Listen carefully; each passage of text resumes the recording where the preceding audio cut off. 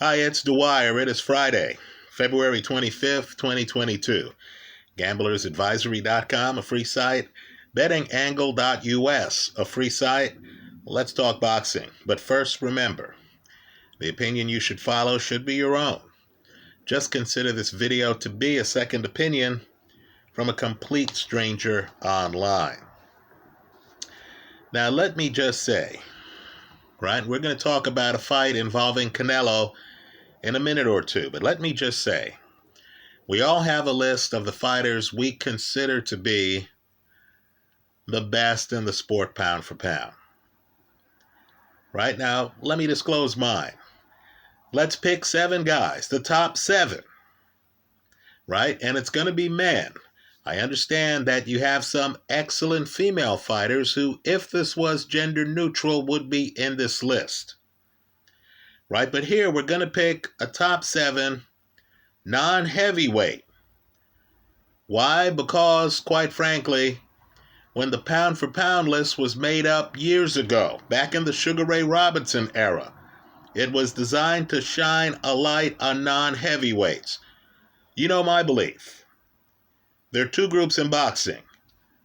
The heavyweight champ, and then there's everyone else. We can't have the heavyweight division deprive everyone else of sunlight. So we're excluding heavyweights. Right? So, let me also add a caveat. And that caveat is that this list will change from fight to fight. Right? If I see a fight where I'm thinking to myself, man, this opponent's much better than I thought. The guy I thought was the man isn't quite the man. Then I could change this. Right? So this is my list as of today. If you were to catch me a month from now and ask me for my list, it might be a little bit different. In no particular order. In my opinion, just my own private notes, how I bet things, the top 7 male non-heavyweights pound for pound are Terence Crawford, Naoya Inoue, Josh Taylor, Vasily Lomachenko. Right? Look, I know he lost to Teofimo Lopez. I'm just telling you the way I see the world at 135, it starts with Lomachenko. I'll agree based on styles. If Shakur Stevenson were to fight Lomachenko, that's a 5-star fight. But I believe that Stevenson, who's dominant, needs room to operate. Right? Lomachenko couldn't fight the same fight he fought against Teofimo Lopez and expect to beat Stevenson, a fight where he's outside for most of the fight. But we all know that Lomachenko has an inside game, don't we? We all saw him come inside on fighters like Nicholas Walters, didn't we? Right? I'm not sure if a young guy like Shakur Stevenson is ready for all that smoke. Let me say this too about Inoue, a name I mentioned earlier.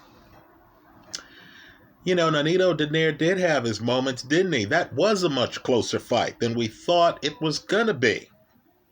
But understand, I hold Nonito Donaire in very high regard. I believe he's a future Hall of Famer. The fact that this young guy was able to survive that tells me a lot.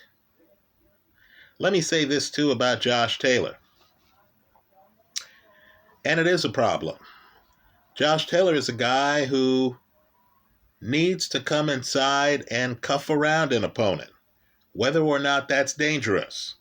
I'm sure no one was surprised that the Josh Taylor-Jack Catterall weigh-in got heated, right? Because Taylor is the guy who just can't dampen the emotions, right? He'll be beating you outside. That's not good enough.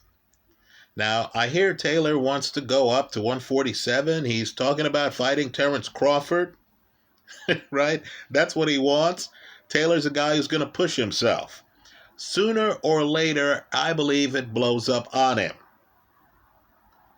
Right? I believe Taylor is a guy who needs to get cuffed around and dropped a few times to figure out that if he's winning a fight the easy way, hey, it's all about winning. Win the fight. Don't try to prove points. Let me say this about Terence Crawford. Look, I don't care if the ref got it wrong. We know you got knocked down by Green Machine. We know you were badly hurt. Right now, all I can say is that probably has made Crawford a better fighter because he got up. He has one of boxing's best poker faces. We all know he was hurt. We all know he was thinking, man, what hit me?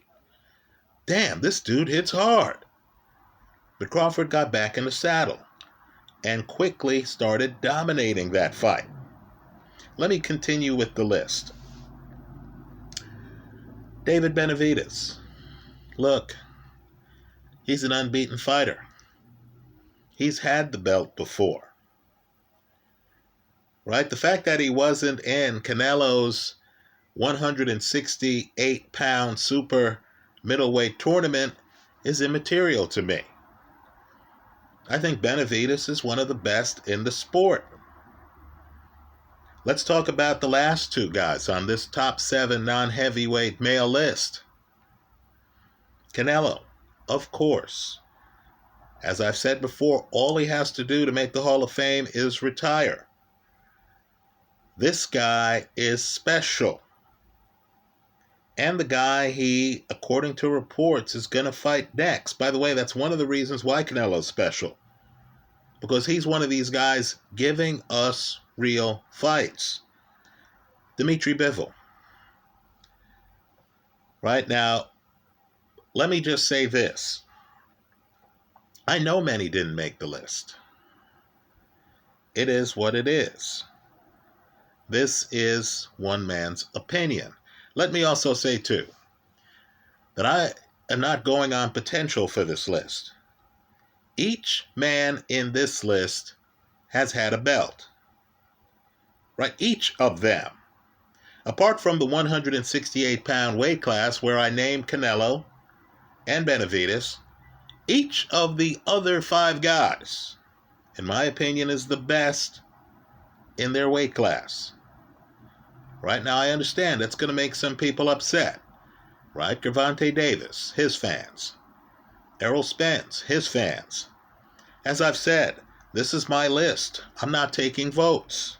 If you're looking for politically correct participation awards, this is not the place. Now let's continue. Well, news is broken that Canelo is going to fight Dimitri Bivol. I believe this is a much tougher fight than a fight against cruiserweight champion Makabu. Right? Understand, Bivol has beaten former champion Jean Pascal. Right? Pascal, very heavy hands. Very fast hands. Understand, too, Bivol has beaten current light heavyweight champion Joe Smith. Folks, Joe Smith brings it. There's an intensity to Joe Smith fights. And, of course, Joe Smith has power. So this tells me that Bivol can handle power and hand speed and intensity. Right? If Canelo thinks he's going to trudge across the ring and walk down Bivol like he did some others, Rocky Fielding, for example, Callum Smith, for example, right? He's kidding himself. Let me continue. Bivol, or Bivol, as it's more accurately pronounced, we'll forget the Dwyer pronunciation here, is also in his prime. Unlike Golovkin, who Canelo is scheduled to fight after Bivol. Right? Let me also say, too, and this is my opinion, I understand there are different opinions. Right? Bivol, heavier than Canelo, moves better than Canelo. Right? Understand, the light heavyweight division is rough and tumble. Now, Canelo has been facing guys who move away from him. Right? This guy is not going to run.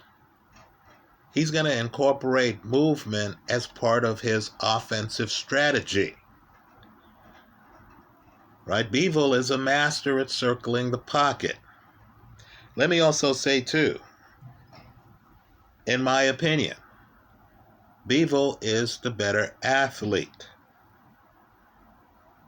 Right? He can maintain the intensity for 12 rounds.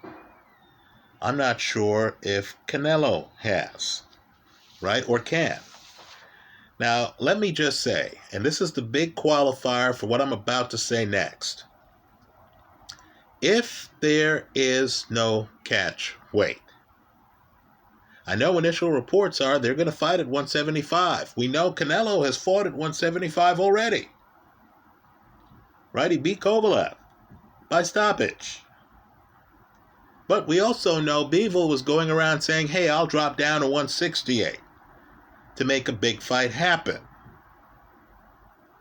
Right? Where we are in boxing right now is if you're dangerous enough, Terence Crawford, Dimitri Bivol, nobody wants to fight you. Right? This isn't the era where you look at a Carlos Monzon, he has 3 losses. You look at a Bernard Hopkins, I believe he lost his first fight. And you understand, hey, these guys are dangerous. This isn't an era where we assumed that guys were going to have rough spots. Right? Step on the ice the wrong way early in their career. And that we were looking at the best version of them now. No, this era demands perfection. As I like to say, when you see too many guys with unbeaten records, nobody's fighting anybody. That's a problem. But let me just say, if this fight goes off at 175 and there isn't funny business, you know what I'm talking about, a weigh-in after the weigh-in. Right? Rehydration clauses.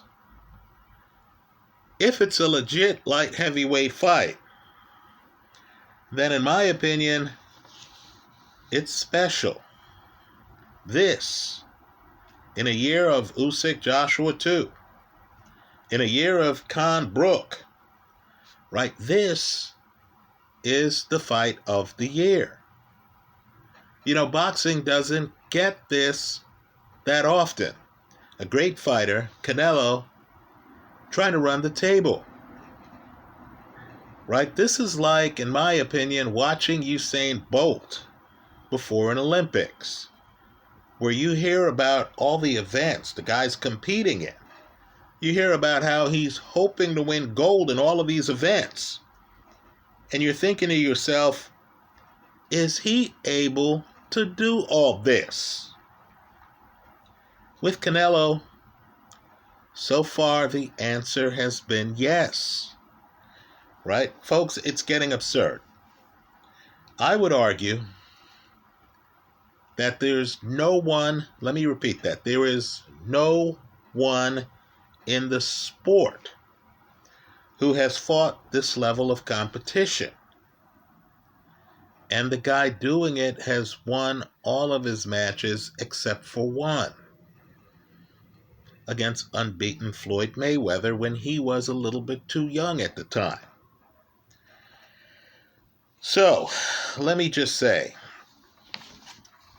I think Canelo, and I applaud him for the match. As I've said, I've looked at Bivol. I believe he's the best at light heavyweight, even with another unbeaten champ there, Beterbiev. Right? I believe Bivol is among the best in the sport pound for pound. Right? Top 7, if you're non-heavyweighting it. But I think Canelo is going to find out that Bivol hits harder than any of the super middleweights he's faced. That Bivol moves, but won't run, like Kovalev did. That Bivol will have Canelo's left hook blocked. Could be up top, could be down low. It's going to be blocked. And that's going to significantly hurt Canelo's game plan. And that Bivol can't be walked down. Right? Understand, this is a guy, even in his last fight, who's been fighting big hitters, who knows how to disarm them. Even though Canelo is one of the hardest punchers in the sport pound for pound, it's not going to faze Bivol, who has fought above average hitters. Right, folks? I don't know too many people who can take Joe Smith's punch. Say what you want about Jean Pascal, he really hits hard.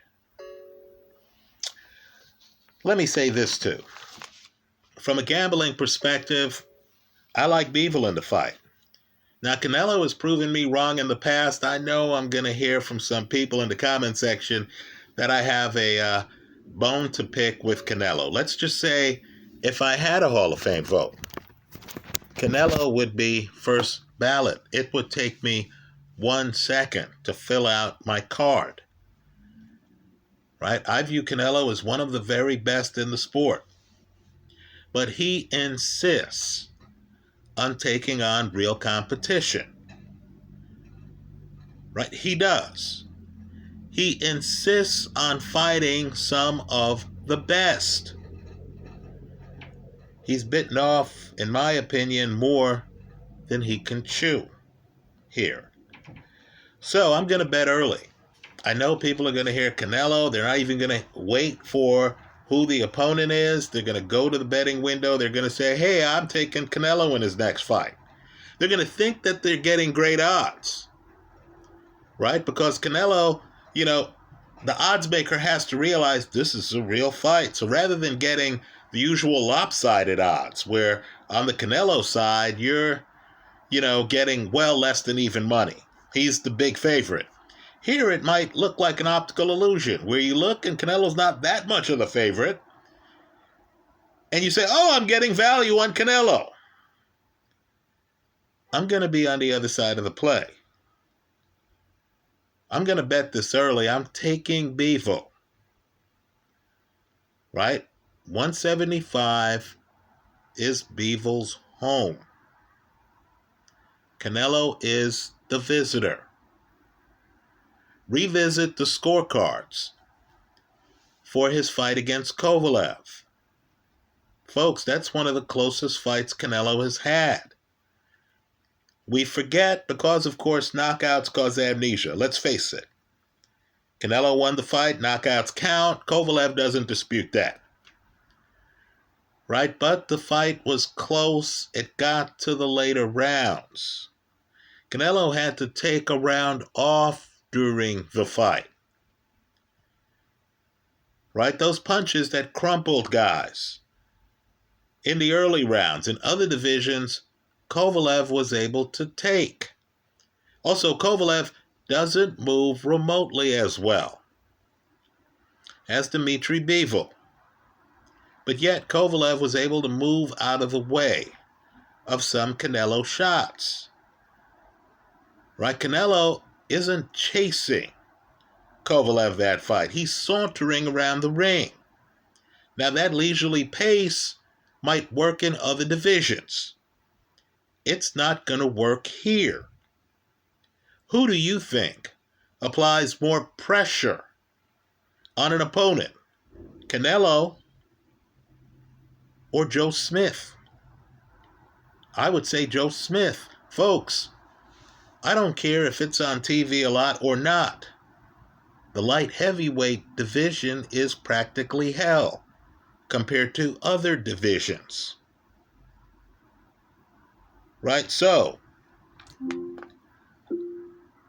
I like Bivol in this fight. I'm taking Bivol to win. I hope to get better than even money odds. Right? I'm going to shop big time for this. I'm hoping to catch the casino that's starstruck, that's thinking, who the hell is Dmitry Bivol? We know Canelo. We know money's going to come on Canelo. We're going to have Canelo go off at a minus 200. That's what I'm looking for. Right? So I can get Bivol at good odds. Let's see if the casino proves me wrong. The hedge is going to be the over. Why? Because Bivol's, I believe it's his last 6 fights, have all gone the distance. Right? Bivol doesn't have that many fights, folks, but like Canelo, this is a guy who takes on big opponents. The fact that he's already fought Joe Smith should tell you all you need to know. Right? So I like Bivol to win, hedged with the over. Right? Now understand what that means. If Bivol gets an early stoppage, and he has a first round KO on his record, if he gets an early stoppage, great. If he comes out and he says, okay, look, I have the left hook blocked. I know how to move, so I'm going to be over on Canelo's left side, smothering the left hook, or I'm going to be over on Canelo's right side, far away from the left hook, taking the sting out of it. If Bivol's able to operate that way and finds that Canelo can't handle his power, that Canelo can't handle getting hit from the opening rounds, not jabbed like Kovalev, but hit from the opening rounds by a real light heavyweight. And folks, that's an open question. Right? Ray Leonard, by the way, fought Donnie Lalonde at a catch weight. That was unfortunate. But Donnie Lalonde was the light heavyweight champion at the time. If you want to see Ray Leonard get dropped, again, it's Donnie Lalonde against Ray Leonard. If you want to see Ray Leonard get dropped, watch that fight. Leonard gets off the canvas, is magnificent. Right? He's magnificent when he gets off the canvas. He shows a level of aggression that tells me that the answer to the question of who wins, Prime Floyd or Prime Leonard, I believe the answer is Leonard, because Leonard was a risk taker. Leonard was a harder puncher. Leonard certainly could match in hand speed. Leonard was more of a daredevil. But understand, Ray Leonard has been going around talking quietly about how the heavier guys punch harder than the lighter guys. That moving up in weights has a lot of danger. This is a guy who won the light heavyweight division, right? Won the championship. Ray Leonard was stunned at Donnie Lalonde's punching power, right? There might be a day when Canelo, who I believe fights Floyd at 154, double check me on that, realizes that he's a long way away from the 154-pound division. Right? There might be a day when he's in and he realizes, I'm in against a hard-hitting light heavyweight. Right? The guys are bigger, the punches are harder, and he's going up against, simply put, not one of the best athletes in light heavy. He's going up against one of the best athletes in the entire sport. Right? This is Canelo's biggest challenge. He was in over his head against Floyd, but let's face it, Floyd at 154 against a skilled guy at 175, I believe, hell, I'd favor the light heavyweight in that fight. Right? Size matters. Right? As they say in boxing, a good big man beats a good little man. Right? Now, maybe we can shade that. I know Canelo has spent a career disproving that. Maybe we can shade that by saying, okay, he's going up from 160 to 168, and, at some point, and I know the sport has the legendary Bob Fitzsimmons, middleweight who wins the heavyweight title, but at some point, the opponent becomes too big.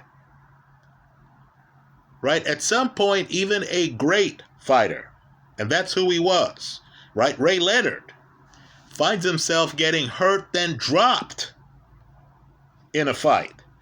at light heavyweight and realizes, man, this guy hits harder than I've been hit by Marvin Hagler or Thomas the Hitman Hearns.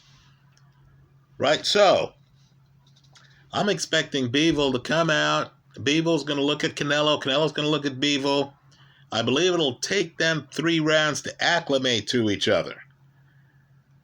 Right? But in the back of Bivol's head has to be the idea that this guy has had one fight at light heavyweight. One. Understand how much Bivol wanted this fight. He was willing to drop to 168. Right now, this is not going to be Chad Dawson against Andre Ward, where you saw Dawson and you thought, man, Chad looks like he needs a meal. Then you understood. They told you there was a catch weight involved. Right? This is different. This is a guy coming up to 175. Now, I'll agree. Canelo looked great at times against Kovalev. Right? You get the feeling Canelo walks around heavier than this. But against Kovalev, he needed to take a round off. Folks, there are no rounds you can take off against Dimitri Bivol. And understand, this is a guy who's already beaten Joe Smith and Jean Pascal. I like Bivol here. I'll hedge it with the over, but understand the risk involved. If Canelo comes out and decides to take the guy out early, all you have to do is look at the Rocky Fielding fight. Right? If Canelo comes out and he's determined, and sometimes being the shorter fighter works to your advantage. Right? Joe Frazier Ali. Joe's able to get underneath him. Countless Mike Tyson fights. Mike Tyson, Frank Bruno. Right? The smaller guy is able to bob and weave, and suddenly, oh, he's inside. Oh, he's throwing hooks to the body. Oh, he's throwing uppercuts. The taller guy can't find him. The taller guy can't even land shots to the body, because the shorter guy knows how to bend and dip and has timing down and stuff like that. If Canelo's able to pull that off and get the early stoppage, you lose it all. Right? If it goes to decision, you're already a winner if you have the over. Right? I understand Canelo is the more historical side of the play.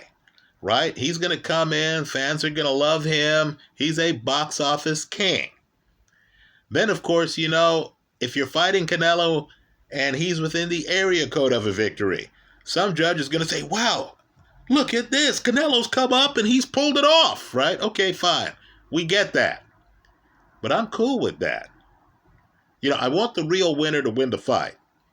But from a betting perspective, if I have the over and the fight goes the distance, I don't care who gets the decision. Right? Technically, I do, because I'd want to win both halves of the play. Right? If I'm on the Bivol side and Bivol gets the decision, oh, I've hit the over. Oh, I've hit the Bivol side, right? But it's not a catastrophe if they give the fight to Canelo. Right? So understand, if Canelo gets the stoppage before the over hits, you lose it all. That's the catastrophic scenario to be concerned about. That's how I see it. Let me hear from you. I think Bivol wins the fight. I'm going to hedge to play with the over. Let me know how you're playing it. Let me know why. I know there is a committed crowd out there who firmly believes that Canelo is the best in the sport pound for pound. This is a historical fighter.